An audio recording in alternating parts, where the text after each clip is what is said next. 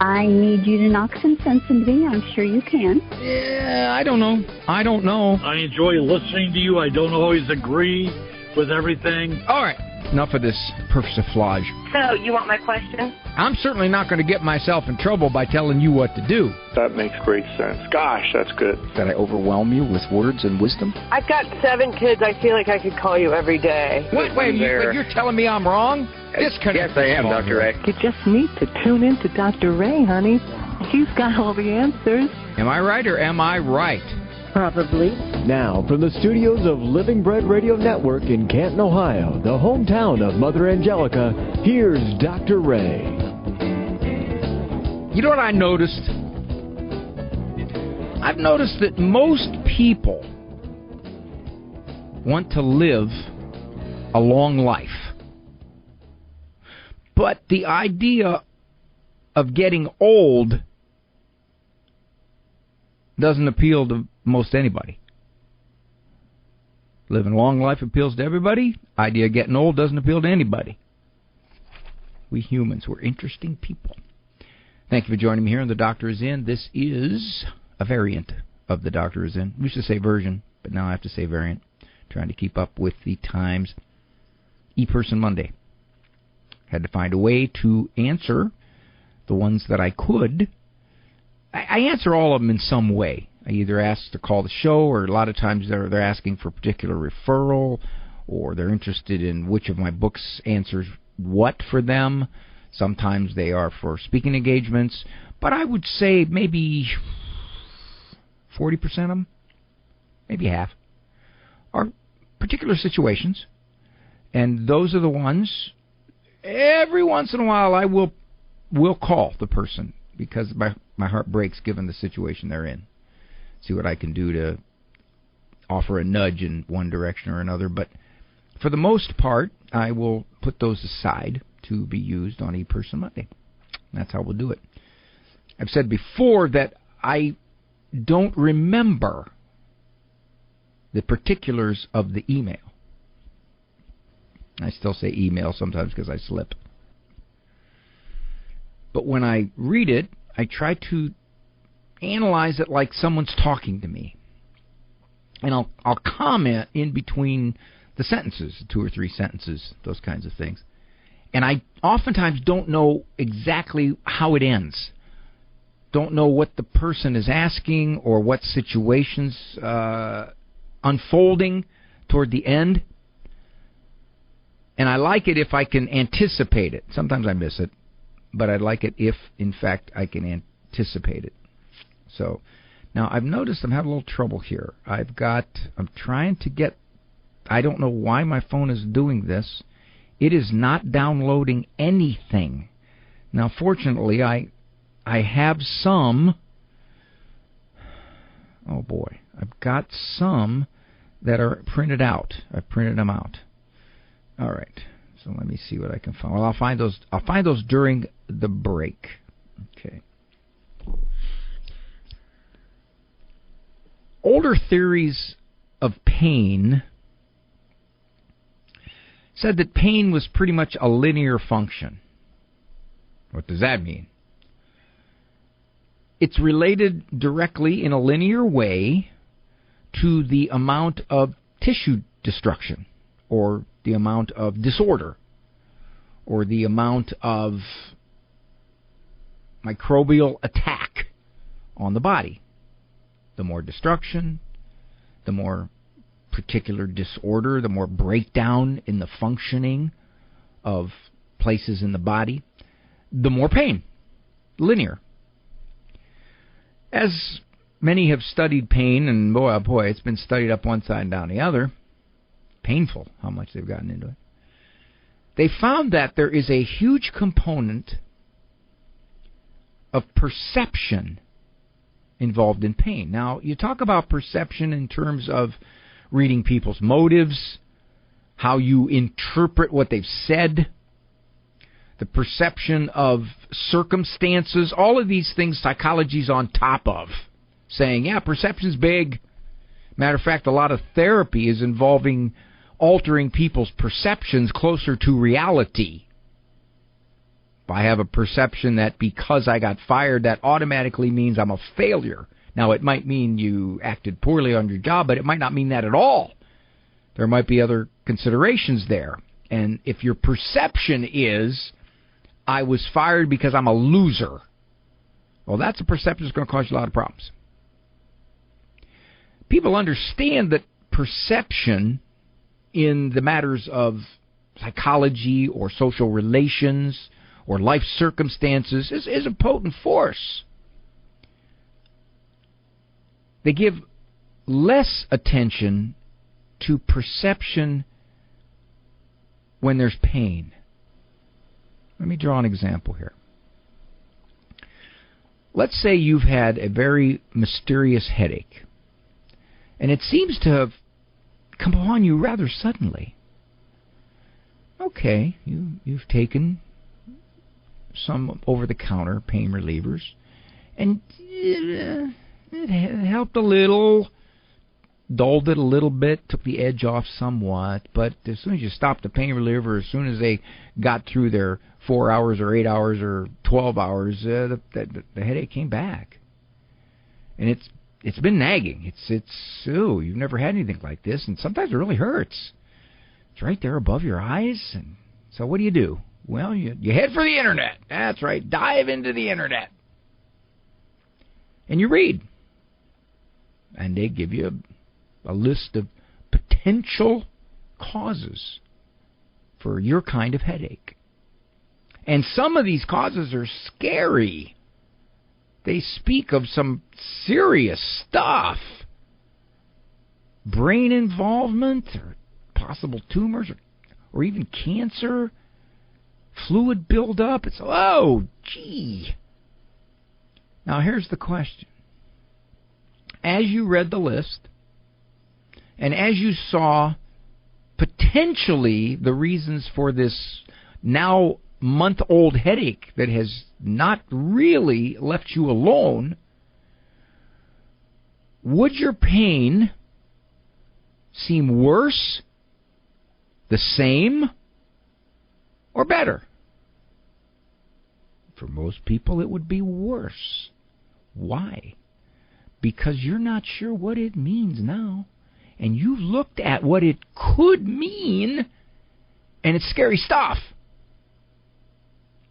So your perception of the pain, this ongoing, unrelenting headache, could indicate some deeper pathology. Oh boy, oh boy. So when you wake up in the morning, or as the day progresses and your headache comes on stronger and stronger, you're thinking, what is going on here? I sure hope it isn't some of the stuff I read about. And your perception of the pain is now worse. The pain seems much worse. In fact, the actual pain itself has not changed. Pain's the same. Your perception of it has made it much, much, much worse. Well, you relent. You head to the doc. Doc does some testing, some other stuff. And he says, I can't find anything. I can't find anything. Have you looked into perhaps some eye strain? You're thinking to yourself, eye strain? Eye strain can cause that? I don't think so. But nevertheless, you make an appointment with your ophthalmologist, and you find out absolutely, oh boy, you have been unconsciously straining like crazy when you read. You didn't realize it. You're trying to compensate for it. You need glasses. And now you find this out, and they say, pick up the prescription day after tomorrow. Here's the question. Would the experience of the pain now seem worse, the same, or less? I believe it would seem less. Why? Because you know what it is. And it's not as threatening. Matter of fact, it's not threatening at all unless you're vain and you don't want to wear glasses, so maybe in that case you get soft contacts. But all the things that you thought perhaps this 1 month long headache could indicate are not causes. That happens a lot with anxiety. When people have a panic attack, their perception of the anxiety really makes the anxiety seem a lot worse. Because they're scared of it. What's going on? Am I having a heart attack? Am I going to die? Am I going to throw up? Am I going to look like a crazy person? This is awful, awful, awful. I've never had a feeling like that. I feel like everything's going to be doom. But if you knew that it was a very anxious arousal from your system, doesn't make it pleasant, just like a headache isn't pleasant, but it makes it less threatening.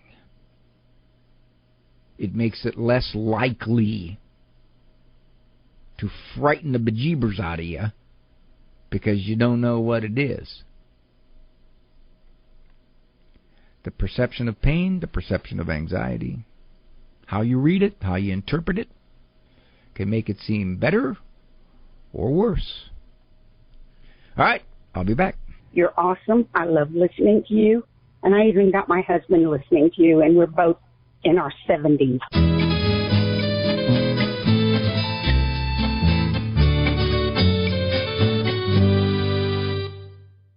Do you own popular index mutual funds or ETFs? If so, you're automatically own shares of companies that conflict with your moral beliefs. Ave Maria mutual funds are managed to conform to pro-life and pro-family values. Long-term investors can invest in the no-load Ave Maria mutual funds. The experienced professional portfolio managers make decisions based on investment fundamentals and pro-life values. You can learn more about Ave Maria mutual funds today at 866-AVE-MARIA or visit AveMariaFunds.com. The doctor is in Ann Arbor. Don't miss this chance to join Dr. Ray's studio audience for tapings of his hit TV show, Living Right with Dr. Ray. The live audience makes the show. The tapings are October 28th and 29th. 2 shows each night at 5:30 and 7:15 p.m. All shows are at Russell Video in Ann Arbor, and the cost is free. Without the audience, there is no show. Just sign up at AveMariaRadio.net. Very much would love to see you. Hello, Steve Ray here from Footprints of God Pilgrimages. The land of our Lord and Our Lady is calling us. We're heading back to the Holy Land over Christmas break this year. We have the best, most reliable guides and services awaiting us. The holy sites are open, and the local Christians are anxious to see us. Galilee, Jerusalem, Nazareth, Bethlehem. No crowds, no lines. Hope you can join us. Find the Ave Maria Radio travel tab at AveMariaRadio.net. This program brought to you in part by Ave Maria, Florida, a big kind of small town where golf carts take you everywhere and there's always something fun around the corner. Discover championship golf, resort-style amenities, and a town center full of shopping and dining. With Ave Maria University and Ave Maria Catholic Church at its heart, it's a community full of connection and charm. More than 25 model homes are available for viewing. More information can be found at AveMaria.com. That's AveMaria.com.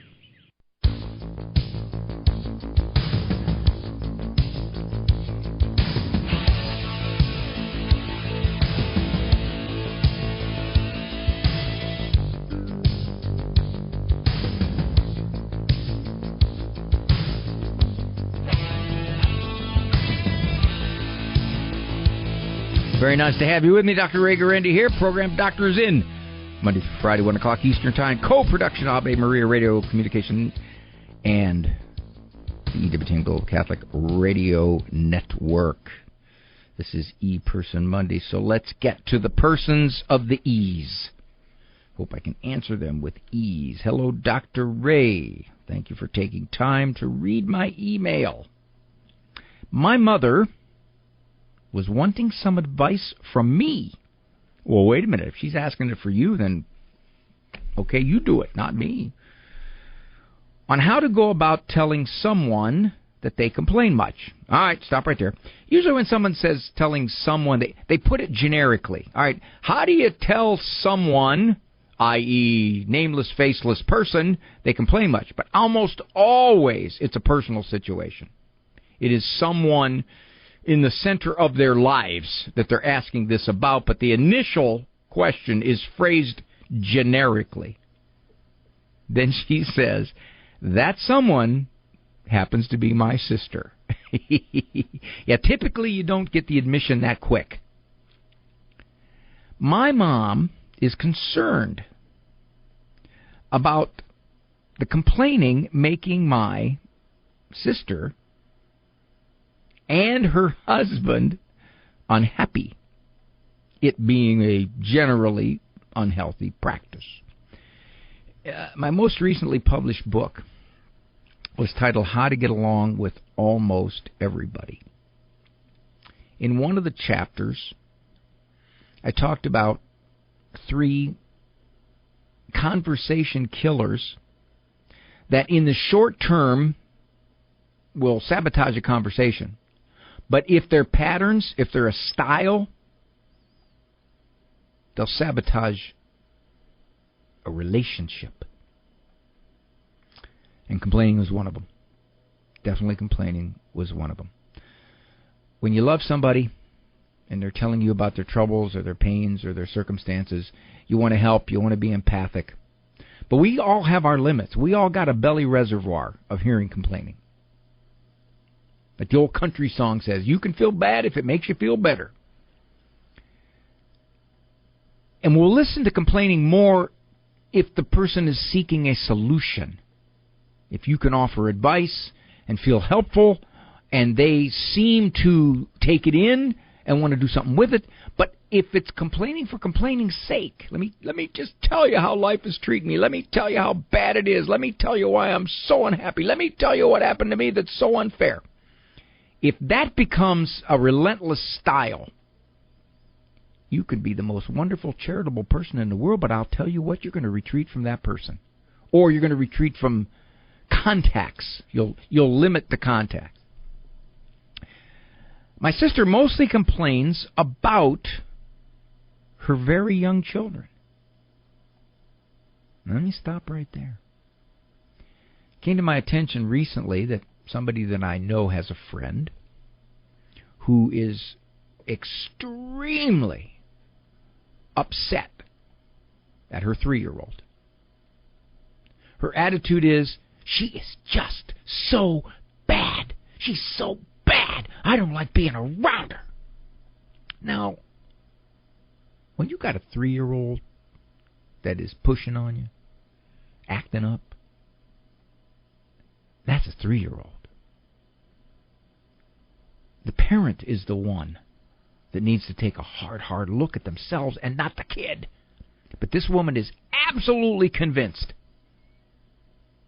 She even sent the kid somewhere so she could get away from her. Instead of looking at herself and saying, she ain't bad, she's just doing pushy stuff that 3-year-olds do if I let her. And if she's a bit of a pushy kid. So she mostly complains about her very young children. Now, I don't know if the sister is willing to take any advice on how to take... mostly when people complain about very young kids, it's discipline stuff. It's truly discipline stuff. And she complains about her aches and pains and other things. I told my mom I have no idea about this. My sister, while a very sweet and loving lady, can be sensitive and insecure. Well, the two probably go together with complaining, I would think. I told my mom I would ask Dr. Ray. You did you? Any advice on how to correct gently a sensitive and insecure person without hurting their feelings?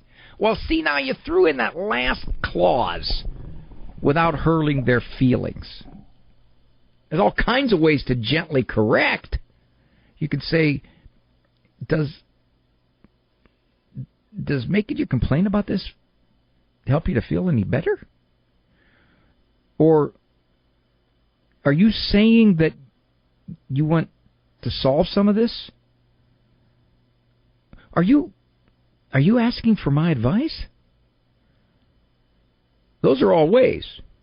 Now, if you're going to throw in that qualifier without hurting their feelings, I have no idea. I have no idea how they're going to interpret it. I don't know the person. But I think that's about as safe as you can with somebody who complains. Because when they're complaining, they're telling you about a problem that's driving them crazy, and you just ask them, are you asking for my advice on this? Or, what have you tried to solve this problem? Or, so, what are you saying you want to do about this? Keep pointing it back to, are you looking for a solution?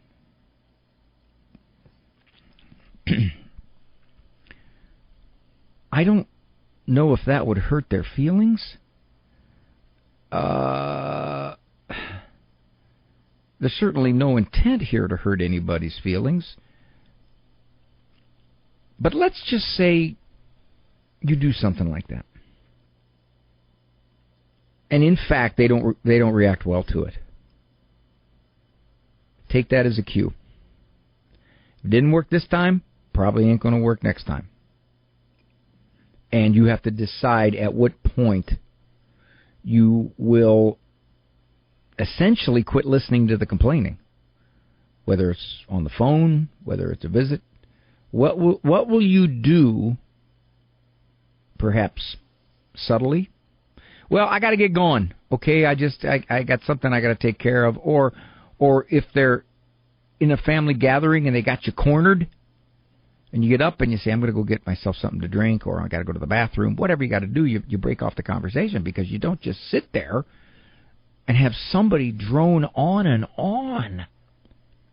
That doesn't help them at all. Actually, in a subtle sort of way, it rewards them. I mean, it's one thing to listen and be empathic and understanding, but when this becomes a relentless conversational style, which is I just have to keep rehearsing how things are not going the way I want them to go, with no look toward finding a solution, then you're not helping them.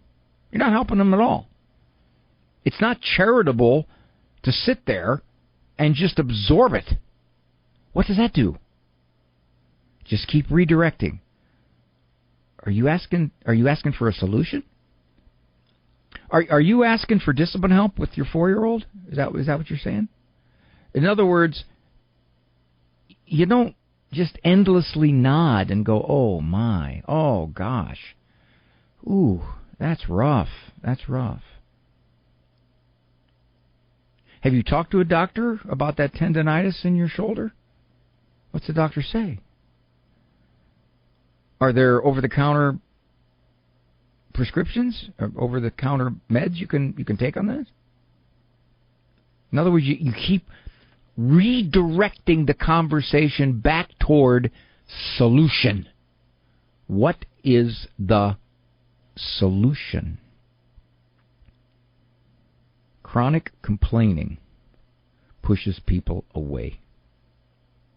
And I've noticed as I've gotten older, and more of the people that I hang around with are older, it is easy to dwell upon what is going wrong in your abilities, in your body, in your social circle. Not 28 anymore. Stuff hurts. But it's easy to talk about all the stuff hurts, to go into an organ recital with others. Don't do it.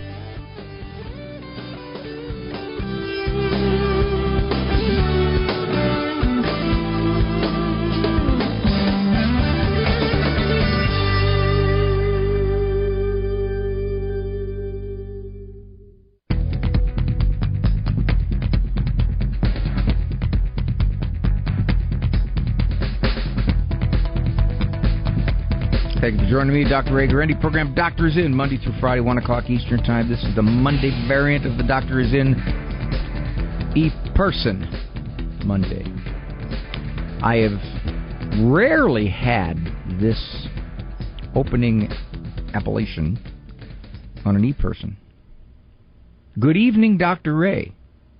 Well, apparently this was written in the evening and not an assumption that that's when I'm reading it. My wife and I have 5 children, 6 months to 8 years. It feels as if we are at an extremely difficult season of life. Well, in our culture, if you tell children, good Ray, pretty articulate. If you tell people you have 5 children from 6 months to age 8 and you are in a difficult season of life, they will look at you like, well, what do you expect? What were you thinking? They will. They won't empathize unless there's someone who thinks like you do, which is fewer and farther between in life. I work shift work with a good amount of overtime. All right, what he's saying is I'm not there as much. Our 3-year-old son has by far been our most testing child, and at times makes us feel extremely overwhelmed and distraught. Okay, I'm going to argue with you. I don't doubt that this is your toughest kid. You're going to have 5 kids. Somebody's got to be the toughest. Somebody's got to be the easiest. The toughest could be toughest. All right, that's the first thing. In today's parenting, usually when somebody describes their kid as the most testing, toughest kid, the most challenging, the most defiant, oppositional kid of their kids, they don't stop there. Unspoken, or sometimes spoken, is what's wrong? Something's got to be wrong. What is with this kid? Maybe he's got some loose connectors up in his brain, as one mother put it to me. She said, yeah, maybe there's just loose connectors up there. The second thing I'm going to say is 3-year-olds can only be so tough. They can. They can be bratty, or they can throw fits, or they can melt down, but they can't do the stuff that a 12-year-old can do, or a 16-year-old. Come on, they don't have the control, the savvy, the brain, the shiftiness, the savviness. They just don't have it. They can be defiant. That's it. That's about it. Straightforward defiance. So the question becomes, in those defiant episodes, which it sounds like is more than the other kids, what are you going to do? If you say to yourself, well, we deal with it. Okay, good. But it doesn't make any difference. Well, yes and no. Most of the time I've found that when you have a tough kid, the parents underestimate the kind of consistency they have to have. That's the first thing. And the second thing is, sometimes the change may be slow. He's only 3. We've tried everything. No, you haven't. He's only 3. How could you have tried everything?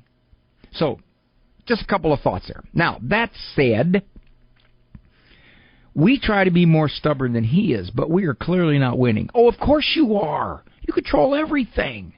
Are you telling me that you can't get this kid to sit on the steps when he does something wrong? Or to go stand in the corner? Is that what you're saying? Because if you can't do that, then yes, I can see how you'd be overwhelmed. I had 10 kids. I had 10 kids with some of them very difficult histories. My kids are adopted. Bad histories. Bad womb environments. Which made them, bouncy to be socialized. My wife made sure that she is going to make it stick. If I tell you to sit on the couch or go lay on your bed or put your head down at the table, that's going to happen. That is going to happen, or I'll shut down every privilege you got. So that's the first thing you got to do. You tell that 3-year-old when he does something wrong or defies or whatever it is, that in fact, now I just got a call from Teresa Tomeo here, and I had to decline it. But she also took away my e-person on my phone, and until she hangs up, she's gonna. Okay, hold on a second. How do I get rid of this? All right, did that. Okay, so that's the first thing. Between his getting into things, yelling, hitting walls, unbuckling his car seat, we're a loss. And this doesn't even include trying to attend to the needs of our other four. Now, he's the dust kicker-upper. He's the one who, in fact... But keeping in mind that he does this stuff... Now, I don't know your situation, and I really don't know what the dynamic is regarding your discipline, but I will tell you this. When a parent comes to my office with a 3-year-old that is totally buffaloing them, 9 times out of 10,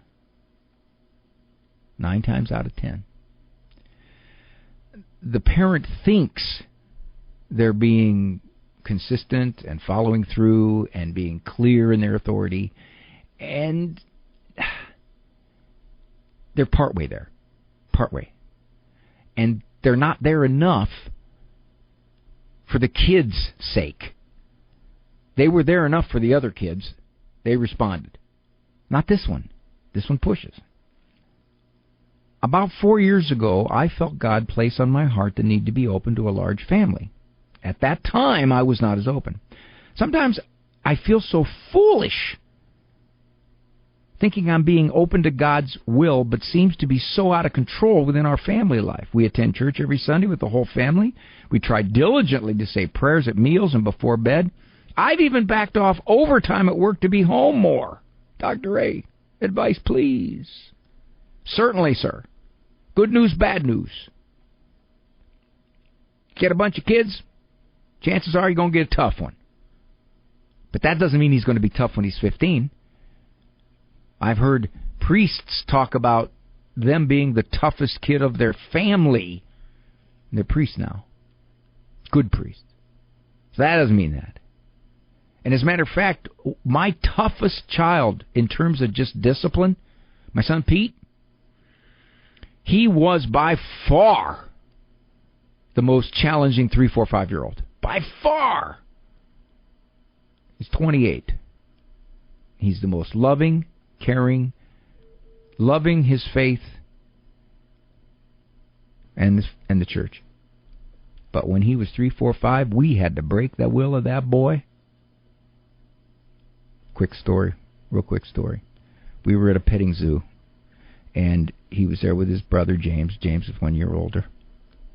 And this little ostrich came over and scared James. And James just crumbled and started crying. He came over to Pete. I think Pete kicked the ostrich about 6 times.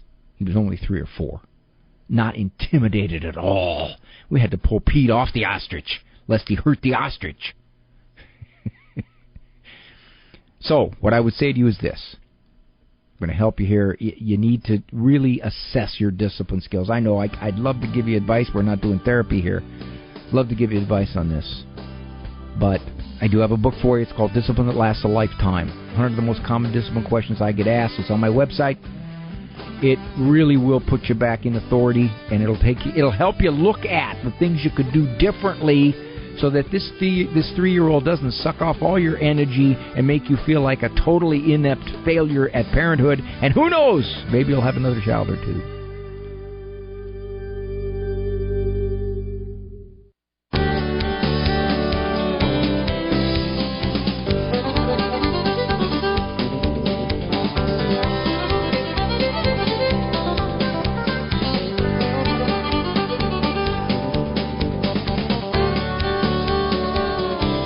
Thank you so much for joining me here. Dr. Ray Guarendi, program Doctors In. E-Person Monday is today.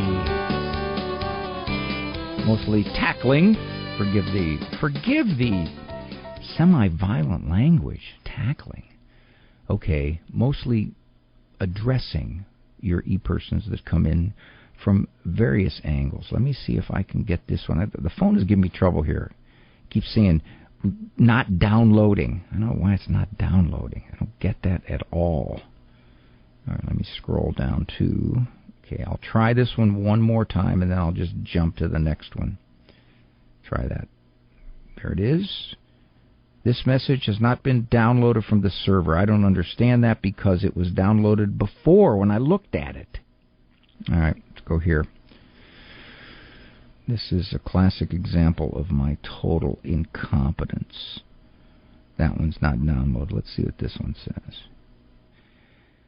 Your monologue today, and they're referring to a previous program a while back, was just the one I needed to hear. I'm working on focusing on my gratitude and decreasing my anxiety. I am ashamed that I should be anxious at all when we have so much more than others. But that's how it usually works, doesn't it? I could have called in because I have several things I'd like to ask you. I wish I could disguise my voice, but my Chicago accent is never going away. I remember that monologue. It was this. And again, I got to qualify this because living expenses, standard of living is wildly divergent across the cultures and the countries of the world. However, assuming some uniformity, especially in the Western world, if I remember the statistics, do I have that with me? No, I left it somewhere else. Okay. If you have combined assets of $500,000, now many of you listening do, because you own your home. And right now, the average home in the U.S. is worth about $480,000. It's the cost of a home in the U.S. You got a West Coast or the East Coast. You know, you live in a normal would have been a middle class home 40, 50 years ago is now $1 million, $1.5 million. So, if your assets, combined assets, retirement accounts, cars, house, whatever it is $500,000, $500,000. You are in the top 1% monetarily of the world. Your wealth puts you in the top 1%. Now, you may look around you and say, yeah, but, that neighborhood down the street, those houses are huge, man. I don't have a house like that. Well, you got to watch who you're comparing yourself to. We tend to do this. We tend to compare ourselves to those closest around us. And that makes it like, well, I don't have that. I can't afford that kind of car. Yeah, but you could have been born anywhere else in this world, and you are where you are. And if you got $500,000, and I know most of you listening to me do, you're in the top 1%. Let's drop it. Let's drop it to $100,000. Now, I'm virtually positive almost everybody listening to me, unless you're 9 years old, has assets totaling $100,000. I mean, you got 2 cars, and they're both relatively new. They're worth about 20, 30 grand a piece. You're already halfway there. You are in the top 8%. 92% of the world does not have 100 grand. But Dr. Egg, wait a minute. Some of those cultures, 100 grand makes you wealthy. That's true. That is true. But let's just look at this as uniformly as we can in terms of perhaps Europe, U.S., Canada, Australia, Japan, some of these places. Drop it down. Go down to 50. 50 grand. You have assets totaling 50 grand. 87 percentile. In other words, you're in the top 13%. 50 grand. Much of the world doesn't own anything. They subsist. They get by day to day.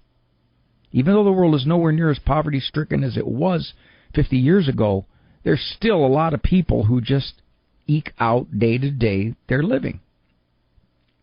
All right, let's drop it further. 10 grand. Your total assets are 10 grand. The average 16-year-old probably has that. You're in the top, well, you're above 68 percentile. In other words, 68% of the world measured has less than 10 grand. $4,210. What an odd number. Why would you pick that number, because that is the dividing line. That is the 50th percentile. Half the world has possessions totaling less than that. Half the world has possessions totaling more than that. Maybe the majority of American kids, ages 18, 19, 20, and above, have assets. I mean, you can't even buy a junk used car for $4,200. That's what she's alluding to. That was the man along that I talked about. And I talked about gratitude comes from seeing the bigger picture. We tend to have tunnel vision. We see the picture that we think most relates to us. You know, there's some phenomenal allotments around where I live. And if you plopped my house down in one of those allotments, it would be the smallest thing in there. But I look at my house. It's 2,400 square feet. That is just absolutely plenty for me and my wife. The kids are all grown and gone now. It was even plenty when we had the 10 kids at home. How many people in the world have a house 2,400 square feet? I'm going to tell you, I think it's it's got to be less than 1%. Got to be. But we tend to look at U.S. culture and particular parts of U.S. culture and say, well, I don't have that. Yeah, you don't. But the gratitude goes up when you realize how much you do have compared to the rest of God's people. Feel guilty enough? Dr. Ray. Today's programming on 990 WDEO is brought to you in part by gift from our day sponsor, Pat Schaefer, who would like to wish her son, Michael Schaefer, a happy birthday today. Michael is a blessing in our lives. He's an excellent son and brother and devoted husband and father of 3 little boys and 1 little girl. We pray he has a blessed birthday today. You can be a day sponsor too. Call toll-free 1-877-288-1077 and say, I want to be a day sponsor. The Heart of the Interior Life with Elizabeth Jingle. What does the term discernment of spirits mean? Father Timothy Gallagher writes, discern comes from the Latin discernere, which means to separate things according to their qualities, to distinguish between one thing and another. In this case, to identify one spiritual reality as different from another. Discernment is the process of separating spiritual movements and looking at the origin of each and the thoughts connected to it. Father Gallagher continues, the phrase of spirits describes what is to be discerned, that is, which spiritual realities are to be distinguished, one from the other. The word spirits, as Ignatius uses it in this context, indicates those effective stirrings of the heart, joy, sadness, hope, fear, peace, anxiety, and similar feelings with their related thoughts that influence our life of faith and progress toward God.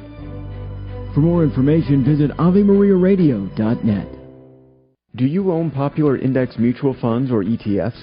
If so, you're automatically own shares of companies that conflict with your moral beliefs. Ave Maria mutual funds are managed to conform to pro-life and pro-family values. Long-term investors can invest in the no-load Ave Maria mutual funds.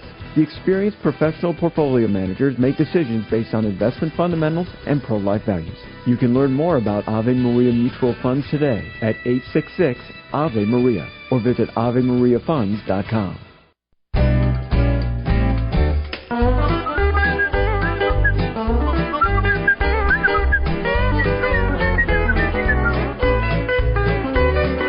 Whistling is a lost art. It is said that Bing Crosby was more proud of his whistling than his singing. If you remember, there's a part in White Christmas, which at one time was the highest-selling song of all time. And by the way, Bing Crosby did not take any royalties for his version of Silent Night, and I'm not sure about White Christmas, but definitely not Silent Night, because he thought he didn't want to make money off of singing a song about our Lord. Okay, Dr. A, what is your opinion, that's what it is, it's my opinion, on allowing a 17-year-old to make his own decisions regarding which video games to play? Well, that's easy. No. The fact that he's 17 and living at home, of course. Now, if he weren't living at home, you couldn't do anything about it. But he's living at home. He's still, to some degree, under your parental supervision. And you know what is good for him. Now, if you let him make this decision, are you going to let him make a decision whether he should go to church or not? Are you going to let him make a decision on what foods to eat? I mean, he wants to eat Cheetos. Pretty much Cheetos and regular soda. That's what he wants. You going to let him? What about the decision regarding the car? I mean, he wants to use the car. His curfew's 2. What is it about the video games? See, that's my question. What is it about the video games that give you pause? Because I'm sure that these other areas, you have certain standards and you enforce them. So what is it about this? Is it that his level of resistance and resentment would be much stronger if you said no, only certain games? See, that's what I find with older kids pushing on their parents, which is we tend to become a little more wobbly in our standards when their resistance gets stronger, when they push harder. Because the harder they push, one, it takes more courage on our part to stand strong, but 2, we have these nagging worries about, well, if we don't relent on something they feel so very, very passionate about, i.e. playing any video game I want to play, what could be the upshot?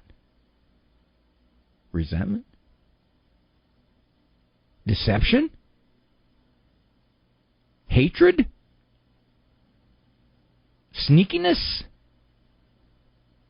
What will be the upshot? See, the question becomes, we take a stand, what we believe is right or wrong, or what we believe is the best move for our child's well-being. Social, emotional, moral, we make those stands. We're the parents. We've got to do it. The outcome, the child's reaction, could be unknown to us. They could have brewing resentment we know nothing about. The more obvious stuff, the resistance and the arguing and the nagging, okay, that bothers us, but we generally can stand up to it. It's the more subtle psychological stuff. What's brewing inside his head? And how will it manifest itself? You know, the first chance he gets, will he stop going to church? Will he look at me like I'm a religious freako? And all of his parents have no problem with that particular... All of his friends' parents have no problem with that particular video game. Why are you the only one?